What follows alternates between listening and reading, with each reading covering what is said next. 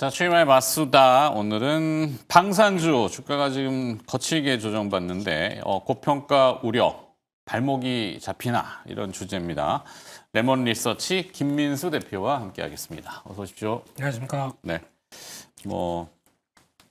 오비락, 네. 까마귀 낮아 배 떨어진다.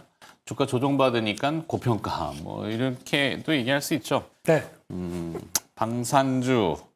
일단 첫 번째 이슈가 폴란드 수출금융 관련된 잡음이라고 나오는데 네. 뭡니까? 내용 좀 브리핑해 주시죠. 네, 일단 항상 그렇더라고요. 많이 올라가게 되면 또 조정받을 때 이유가 하나씩 나오게 됩니다. 근데 이 이유가 좀 빠지는 건 말도 안 됩니다. 그렇기 때문에 이제 그거는 참고하시고 특히 반도체로 돌 때 그동안 많이 올랐던 섹터들이 뭐가 하나가 희생돼야 되겠죠. 네. 그런 관점 쪽에서 오늘 방산이 딱 들어갔다라고 봐야 될 것 같고 좀 이따 말씀드리겠지만 우리 방산주가 움직이는 거는 다른 회사보다 라인 메탈하고 거의 연동하는 측면들이 높습니다.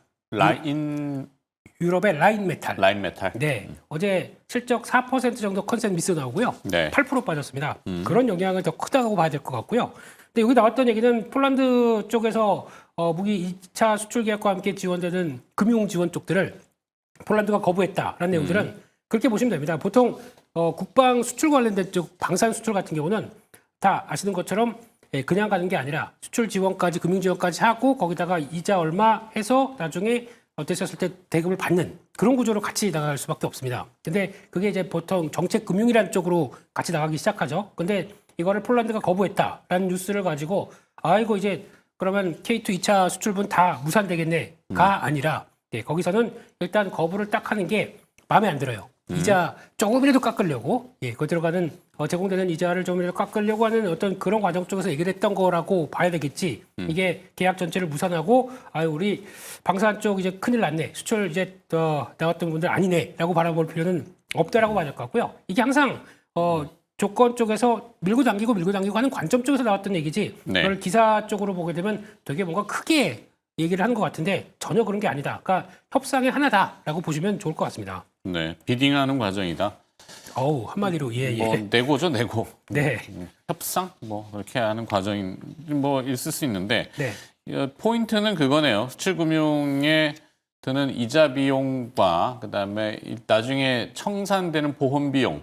조건이죠, 예. 네, 우리로 치면 뭐라 그래야 되지?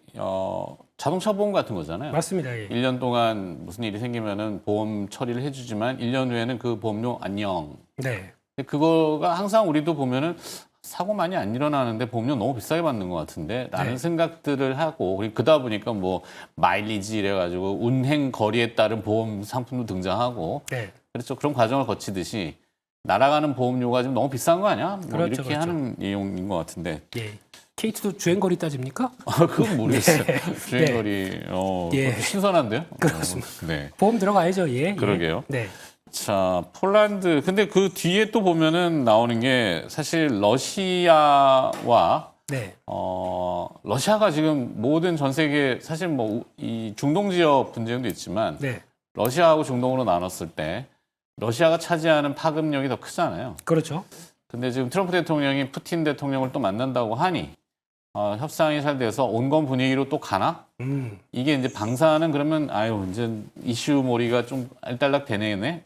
그렇습니다. 네, 이렇게 보는 재료도 포함되는 건가요? 항상 이거는 나왔던 얘기죠. 또 이제 재건 관련주가 움직인다, 또 러시아, 우크라이나 또 휴전한다라고 하면서 지금 3년 넘게 끌고 오고 있는데 네. 그냥 그게 항상 나왔던 얘기인 것 같습니다. 그때마다 또 출렁이 발 수밖에 없고. 근데 그때 한번 잠깐 언급은 드렸었지만 러시아는 역사적으로 러시아는 그러니까 어떻게 보면 그 유라시아 대륙 쪽에서 가운데에 있다 보니까 어떤 지정학적으로 저 우랄 산맥 같은 경우도 진짜 우리 동네산 정도만큼 그럴 정도로 가벼운 그 산맥밖에 없고 다 뚫려 있습니다. 그러다 보니까 러시아 입장은 항상 누군가 쳐들어오게 되면 불안감에 쌓여 있는 하나의 국가 그들의 마인드가 그렇더라고요. 네. 그러다 보니까 여기서는 내가 먼저 치지 않으면 당한다라고 하는 역사적 교훈을 안고 있는 국가이기 때문에 아마 이런 관점 쪽에서는 이번에 우크라이나 쪽들도 자꾸 나토 쪽에서 가입하겠다 그러고 압박이 들어오다 보니까 내가 먼저 치었다라는 쪽으로 보게 되면 러시아에 대한 관점은 맨날 이렇게 사고만 쳐 전쟁만 해가 아니라 그들의 나라를 지키기 위한 하나의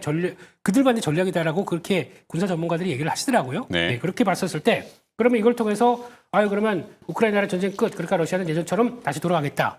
그게 아니라 또 갈등의 빌미를 계속 제공할 수가 있습니다. 그러니까 그 폴란드부터 루마니아 같은 이쪽 유럽 쪽은 겹해 있는 나라 쪽에서는 상당히 갈등은 계속 또 될 수밖에 없기 때문에 오히려 이 전쟁이 끝나는 걸 더 두려워한대요. 왜냐하면 그 다음에 내 차례가 되지 않나? 라는 쪽에 대한 불안감이 있다 보니까 그래서 서둘러서 폴란드가 기점으로 해서 지금 국방을 다시 재건하려는 과정들 이게 지금 나오는 흐름이다라고 하게 되면 제가 단순하게 러시아 우크라이나 전쟁만 볼 게 아니라 그 여파로 저 갈등이 고래 깊어가는 과정들을 생각하게 되면 이게 끝이 아니라 연장선이다라고 해석할 수가 있기 때문에 너무 이제 그거에 따라서 뭐 방산이 이제 끝이다라고 생각하기에는 아직 갈등의 골은 깊다 그렇게 봐야 될 것 같습니다. 네. 어찌됐건 중국과 러시아를 막 견제를 세게 해놨더니 러시아는 이제 사고를 쳤고, 네. 근데 막상 제재를 계속 가하려다 보니까 걸리는 게 굉장히 많은 거예요. 이 케미칼이라고 하는 게 제일 걸렸던 것 같아요. 네. 저희가 아까 앞에도 잠깐 다뤘지만 이 암모니아죠. 한때 우리 왜 중국과 요소수 문제로 네. 그 암모니아를 딱 잠가버리니까 비료부터 해서 요소수 연쇄적으로 지금 반응이 나타났었잖아요. 그렇죠. 유럽도 러시아산 이 암모니아 원료인 질산이 포탄에 네. 뒤에 들어가는 그 화약 원료로 쓰이는데요. 네. 근데 유럽의 이제 케미컬 업체들 뭐 마스프 같은 데가 지금 애를 먹고 청산하다 보니까 방산업체의 실적이 안 나오는 게 아까 라인메탈 얘기하셨잖아요. 물론 껍데기도 중요하지만 뭐 장갑차 한번 굴러가면 뭐예요? 뭘 쏴야 될 거 아니야, 그죠? 딱 그겁니다. 네, 그런 것들이 엉켜서 러시아 때문에 지금 계속 꼬이고 있다. 맞습니다. 그러니까 트럼프 대통령이 결국에 러시아를 만나서 그냥 합시다. 풀자. 이렇게 가는 것 같은데 이게 사실 방산이라는 게 언제부터 방산은 아니잖아요. 사실 뭐 처음에는 초기에는 전쟁 관련주. 이런 말도 안 되는. 전쟁 나면 닥스탑인데. 그렇죠? 거래도 안 되는 거.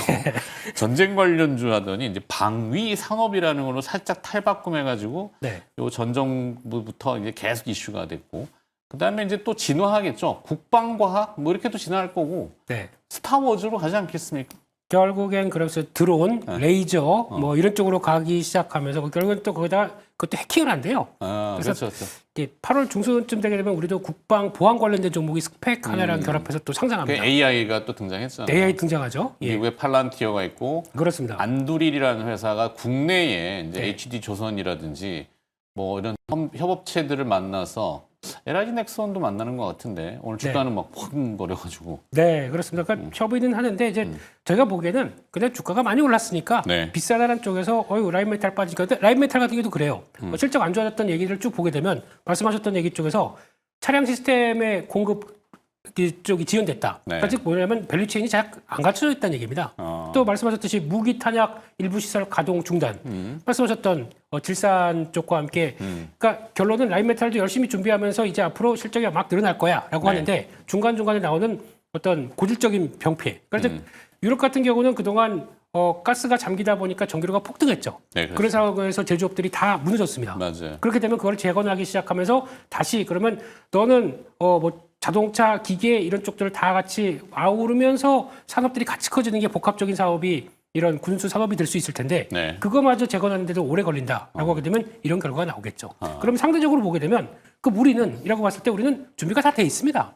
오히려 그런 쪽에 대한 압박들이 별로 없는 상황이기 때문에 그러면 오히려 반사이익이 갈 수도 있는데 지금 시장은 그렇게 안 보는 거죠. 일단 올랐으니까 때려. 이게 지금 가장 먼저가 아닌가 싶습니다. 그리고 또 우리는 너무 그 K2라고 하는 자주포 지금 뭐 저희 뒤에 화면에도 저쪽입니다. 이쪽이 어디 갔어요, 이게 또?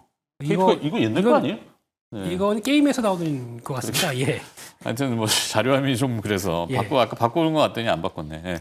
자, 그런데 이제 뭐 너무 그런 궤도형 뭐 전차나 뭐 자주포나 이런 거에 좀 국한이지만 일각에서 오늘 조정받는 그 빌미가 미국의 그 잘 나가는 전 세계 탑 방산 기업이라고 하는 럭히드 마틴 주가의 밸류에이션보다 우리가 3배가 고평가다? 비교 대상은 아닌데 왜 이렇게 비교했을까? 이런 기사 보고 조금 웃지요. 어떻게든 주가 좀 고매도 치고 끌어내 거기까지만 하겠습니다. 그냥 계속 하세요 뭐. 고매도 쪽이 이렇게 하는 것 같다. 아무래도 그러니까 이거를 단순히 PR로 비교하면서 로키드 마틴과 끌어와서 비싸다. 이게 무슨 어디서 갖고 와도 그런 얘기를 합니까? 그러면서 팔란티어는 왜 얘기를 못 해요.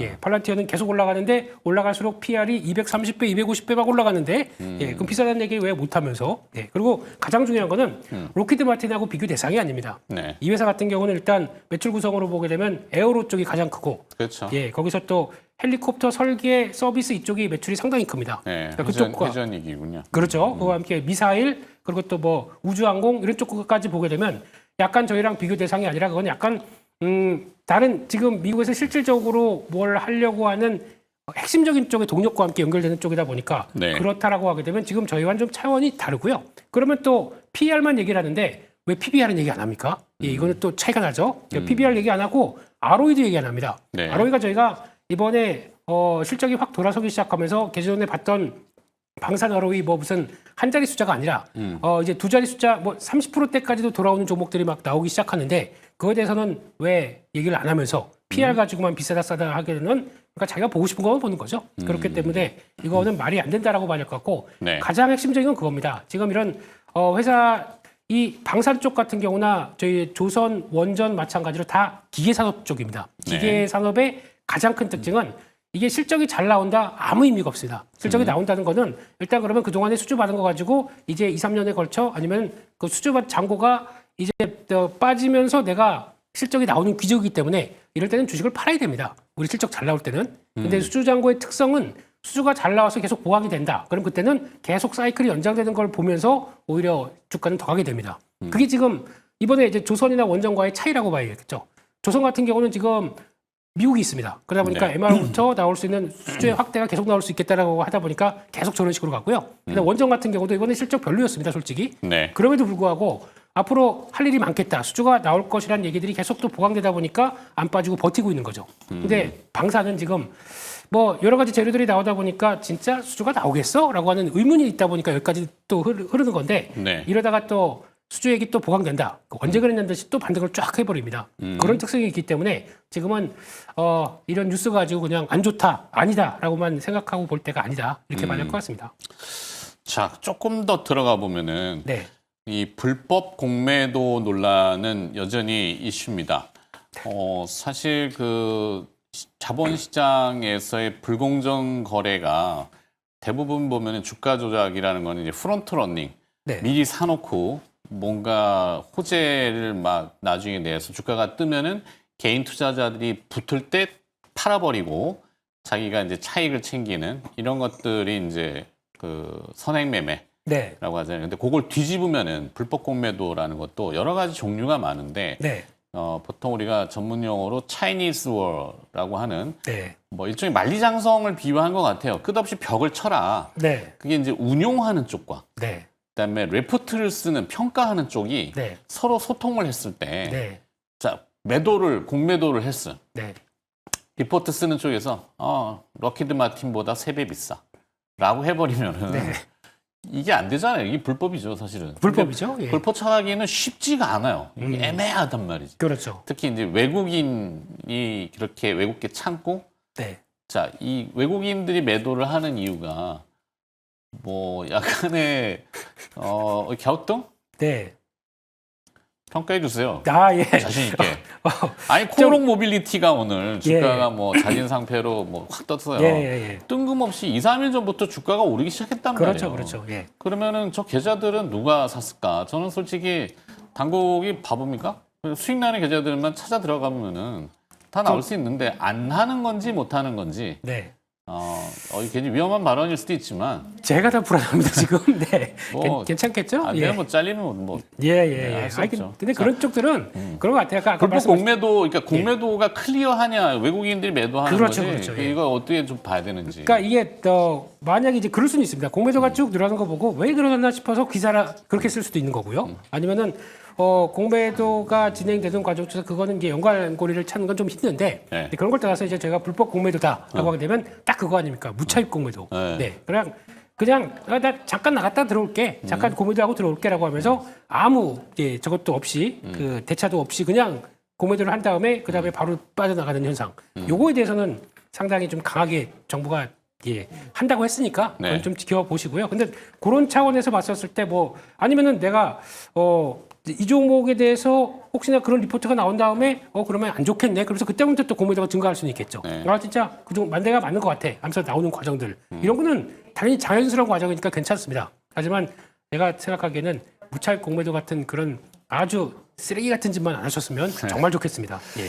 참 이게 애매한 부분이 있어요. 뭐 하여튼 이거 하려면 또 너무 길어지니까. 그렇습니다. 예, 예. 자, 결론으로 또 가야 됩니다. 하여튼 주가 조정 받는데 방산주 뭐 어떤 전략을 세워야 될지 오늘 좀 뭐 궁금해하시는 분들이 많으실 겁니다. 네. 그래서 지금 아마 보통 이 정도쯤 되게 되면은 실적 발표하고 이제 발표한 다음에 뭐 이렇게 확 뭔가 좀 끌리는 쪽이라든가. 그러니까 네. 원래 좋을 거 알았습니다. 그러다 컨센이 뭐 지난번 APR 나온 것처럼 무슨 뭐 APR이나 카카오처럼 뭐 확 뜨는 모습도 아니고요. 그러니까 알고 있는 속에서 뭐 10%내 정도로 잘했다. 그러면 그냥 많이 올랐으니까 그러니까 또 2, 3년 동안 계속 올라온 섹터지 않습니까? 그러니까 자연스럽게 매물이 나온다라고 봐야 될 것 같고요. 그렇게 되면 지금 한화 에어로스페이스 같은 경우도 지난번에 또 한번 이 굴곡이 좀 있지 않습니까? 네. 한번 좀 올라왔었을 때 뭐 100만 원 넘어간다, 황제주다 그러다가 이제 당연히 또 이게 내려오는 과정들이고 그러면 지금부터는 아마 여기서 또 그러면 많이 사고 싶을 겁니다. 근데 사고 싶을 때 보통 보게 되면 저가에서 지지권이 다 돼서 그냥 그만큼 이 정도면 다 같이 매수로 모이자라고 하는 약간 무언의 약속들이 모이는 가격대가 더 중요할 것 같아요. 그거를 네. 확인하는 때가. 그러면 그거를 보고 대응하는 게 좋겠다라고 하게 되면 지금은 뭐 여기서 빠졌으니까 다시 사야지라고 하는 것보다 약간 80만 원대 중반대가 중요할 것 같습니다. 네. 그런 정도쯤에서 지난번에도 보게 되면 뭐 가진 또 얘기 나오면서 좀 확인하고 돌아섰던 모습들이 있기 때문에 하나 에어로스페이스 기준으로. 그렇습니다. 예.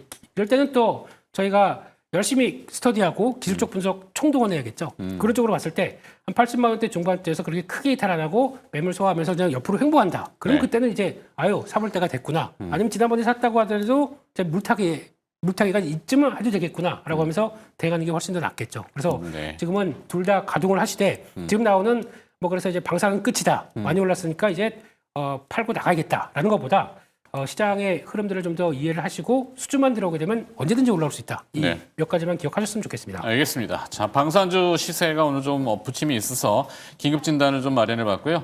레몬 리서치 김민수 대표였습니다. 고맙습니다. 감사합니다.